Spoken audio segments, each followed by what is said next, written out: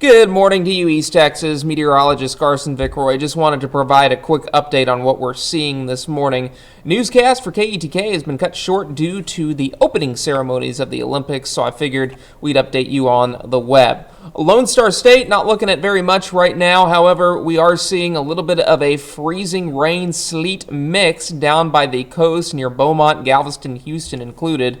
We'll zoom into that and you can see the system to our east is still tapping into some of that Gulf moisture, and you can see from Texas City to Galveston, we are seeing some freezing rain. And I'm sure it's probably not a sight that you want to be anywhere near if you were to go from Texas City to Galveston along Interstate 45. Here locally, we are not quite out of the woods yet. Of course, live Doppler radar suggests that, well, maybe we are out of the woods. However, this is not the case. Let me go ahead and zoom in and just kind of explain what's going on here. I'm going to take the graphics full so you can see this better. But as we zoom in, Smith County, a lot of eyewitness reports, including myself, we are seeing a light snow shower, maybe a few snow flurries off to the north, and that's being detected further to the east near Hallsville, Marshall, Highway 80 to Longview, Lakeport, White Oak, and Kilgore there in Gregg and Harrison counties. We're seeing this in Smith County as well, but snow systems, or snowstorms I should say, are very shallow, so this is not being detected by the Shreveport radar site over 100 miles away. So if you're looking at your radar on your phone,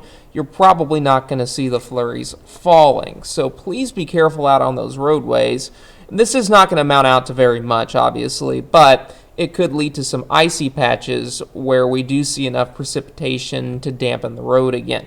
Here are your winter weather alerts. Nobody is under a winter storm warning or winter weather advisory, with the exception of Houston and Trinity counties for that light glazing on the roadway, just in case we do happen to see a couple of flurries in the area.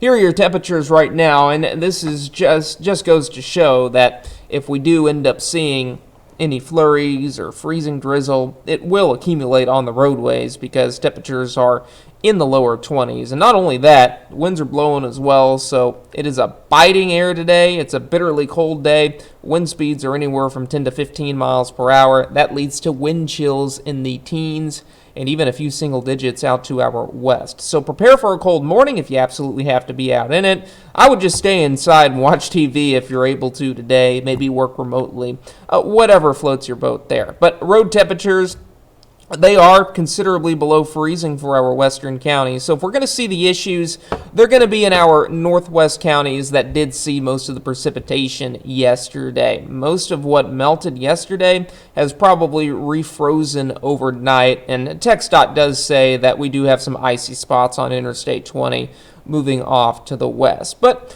overall, I would say that we were actually pretty lucky yesterday. And if you draw any comparisons to February 2021, this was nothing like that. So we certainly dodged a bullet, and I'm very happy that things are not as bad as what they were, or nowhere even close, quite honestly. So let's get you back to your forecast, because that being said, some roads are hazardous out there, especially in our northwestern counties. So here's what to expect as far as that travel forecast goes. Travel could be rough, especially if you were traveling to Hopkins or Van Zant County, Rains County included in that. A few flurries leading to some slick spots further to the east, so just keep your driving wits about you. Go a little slower than you normally would. Today, road temperatures will improve conditions on the roadways, and we should see most areas dry out.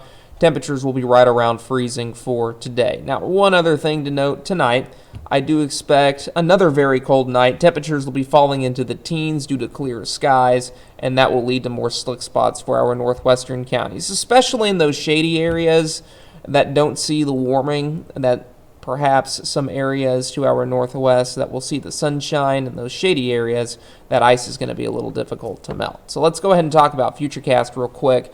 I'm keeping the clouds in the forecast for most of the morning. That's 9 o'clock. By noontime today, we'll be in the upper 20s and lower 30s. We're going to struggle to hit the freezing mark, assuming that the clouds stick around. However, this model does suggest by 5 o'clock this evening, we could see a little bit of sunshine that might creep those temperatures above freezing today. You notice that surface high pressure moving in from the northwest. It's It's going to move those clouds out of here for us, but that's not going to have a very good impact at night. Look at these temps. We're falling into the teens and 20s, so it is going to be quite chilly at 11 o'clock. High pressure continues to establish itself, and then by about 7 o'clock in the morning, we are very cold, so bundle up if you do have those outdoor plans, but we're rocking and rolling tomorrow afternoon with temperatures back up into the upper 30s and lower 40s. Still cold, but much better considering the last couple of days of weather. Today, we do hit 32 degrees. It will be a nice day, about a 10% coverage of a flurry or two. It will be cloudy as well.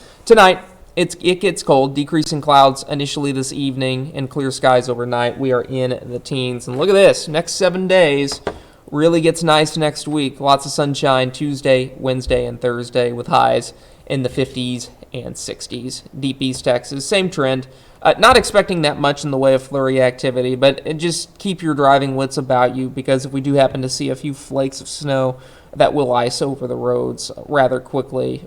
Might just be a glaze, and it might just last the morning, but still, I want you to be over-prepared rather than under-prepared. And once again, guys, thank you for staying with us through this entire wintry storm. I know it wasn't as bad as what some of the models projected, but hey, that's okay, especially into comparison with what happened last February. So we will certainly take what we got this time. And I just want everybody to be careful if you do have to travel a long distance this morning. And one thing to note, we will have storms in the future. Nothing obviously in the forecast over the next 7 days, but since we will have, potentially winter weather, severe weather in the future, it is a very good idea to go ahead and download that East Texas Storm Team app if you haven't already. That'll give you the latest forecast. You can share your photos and videos, lightning storm alerts from multiple locations, live Doppler radar, personalized Doppler radar. So certainly a great tool to have, and the best thing is it's free. Enjoy your morning and stay warm.